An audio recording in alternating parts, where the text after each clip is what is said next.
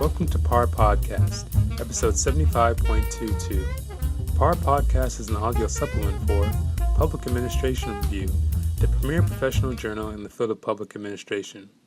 This year, 2015, PAR celebrates 75 years of furthering public administration research, theory, and practice. This episode features comments by Douglas Snow, Professor of Public Service at Suffolk University.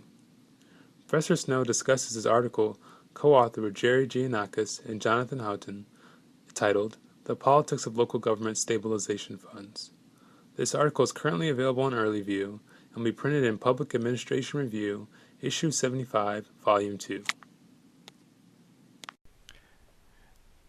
The research that Gianakis and I have published on the subjects of financial vulnerability and rainy day funds suggests that municipalities in Massachusetts can and do build sizable financial reserves, both in the form of unrestricted fund balances and in the specific form of stabilization funds. We have also observed a reluctance among municipalities to utilize these funds when faced with a fiscal emergency. Cities and towns prefer to reduce expenditures, raise taxes, or draw down unrestricted fund balances before tapping into the rainy day fund. Responses to a survey of Massachusetts municipal finance officers that we undertook a few years ago indicate that finance officers perceive strong community support for their rainy day funds. Survey responses also indicate that these funds serve for more purposes than just fiscal stabilization alone, the most important of which is to finance smaller capital projects. Regression analysis suggests that local officials treat unrestricted fund balances and formal rainy day funds very differently. Creating multivariate models that explain the variances in these balances across communities has proven somewhat frustrating.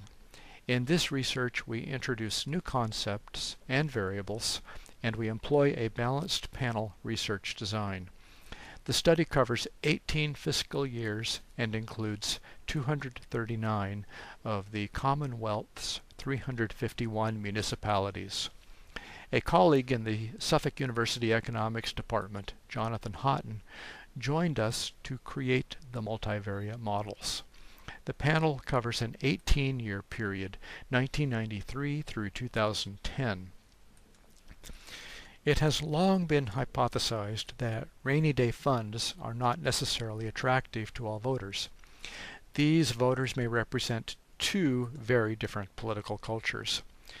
In one, anti-tax sentiment dominates, and voters perceive the rainy day fund to be a pool of excess tax dollars that should be returned to the taxpayers. And in another, the dominant view is that rainy day fund balances represent lost opportunities to finance public services. Since education is a municipal responsibility in Massachusetts, education is often the priority for these pro-spending voters. Anti-tax and pro-spending political cultures should both have a negative effect on rainy day fund balances. On the other hand, the norms of a community's financial managers, the financial management practices that they implement, as well as the political support for those practices, should have a positive effect on rainy day fund balances. This financial management capacity is critical to the ability of a community to run and accumulate budget surpluses. These surpluses, known formally as free cash because they are free from encumbrance and represent cash in hand, are a primary source of appropriations to rainy day funds in Massachusetts. In our research design, free cash represents a town's financial management capacity. The higher the free cash balance, the higher the stabilization fund balance. The Massachusetts case presents an opportunity to establish a clear distinction between reserves held informally in unrestricted general fund balances, which could be used for fiscal stabilization, and funds set aside in a statutorily defined stabilization fund. Municipal stabilization funds in Massachusetts are legally distinct from other reserves. A two-thirds vote of a municipality's legislative body is required to make appropriations to or from a stabilization fund. A reporting mechanism and a data bank administered by the State Department of Revenue makes these stabilization funds identifiable and available for research. We developed several multivariate models to test the effects of the political culture and financial management capacity variables on stabilization fund balances. We included a number of controls suggested by the literature and by our own past research. One of the more important controls is form of government. Town officials and financial managers are able to implement and maintain practices that assure the accumulation of free cash, but they are unable to set aside these funds for stabilization on their own authority. This requires a two-thirds vote of the community's legislative body. There are three basic types of legislative body in Massachusetts: open town meeting, of which every registered voter is a member; representative town meeting, where each member is elected from a precinct; and the city council, used in larger communities. As hypothesized, our multivariate models lend support to the negative effect of anti-tax and pro-spending political cultures. The models also support the positive effect of a community's financial management capacity on stabilization fund balances. Our form of government control indicates that the open town meeting form of government is also associated with stronger stabilization fund balances.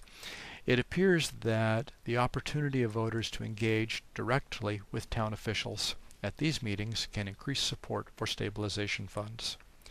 The longitudinal dimension of one of our multivariate models helps explain why stabilization fund balances tend to be the last line of defense in a fiscal emergency. It takes a little over 5 years for a community to reach a politically acceptable stabilization fund balance. As a one-time resource, appropriating stabilization funds is not a decision that communities take lightly. We are very much indebted to the research of all those who have studied financial reserves in general and stabilization funds in particular over the past years. The editors and reviewers at Public Administration Review have been especially helpful to us. We are hopeful that this contribution will lead to more studies that examine local political culture, financial management capacity, and also citizen engagement within the context of other jurisdictions. This concludes PAR Podcast, episode 75.22. To listen to additional episodes and learn more about Public Administration Review, please visit us online at publicadministrationreview.org.